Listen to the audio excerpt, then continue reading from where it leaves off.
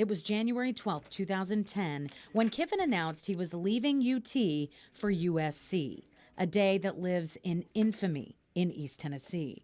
Former WBIR sports reporter and current ESPN sideline reporter Chris Budden was there. You cover a lot of games. I couldn't tell you a score of a single game I even did this year.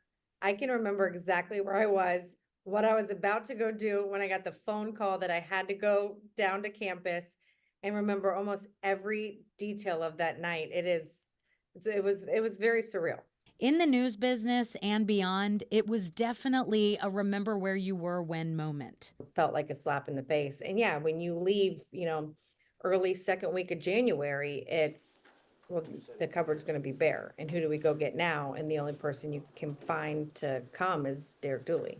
On the streets, quite the scene unfolded.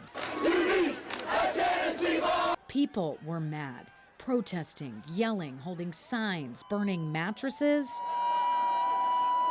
Inside, another battle, this one with the media. We were not allowed to have our cameras rolling. All of the radio and newspapers could have their audio devices rolling, but we weren't allowed to have cameras rolling, which felt like an unfair advantage. And WBIR news director Bill Shorey wasn't having it.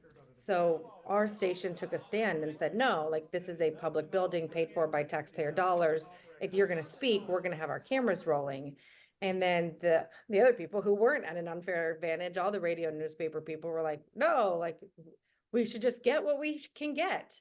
And it ended up being a really good moment for journalism of our station standing up for it and our news director winning an award. Maybe all that drama was a premonition on what was to come, because with Kiffin's exit came the next very tough decade for vol football. Dooley, Butch Jones, Jeremy Pruitt. At least now things are looking up.